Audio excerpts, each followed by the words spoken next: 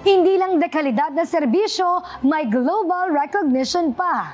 Yan ang pinatunayan ng Carmona City matapos kilalanin ng United Nations Public Service Awards 2026 ang Kaling Yakap Integrated Shelter.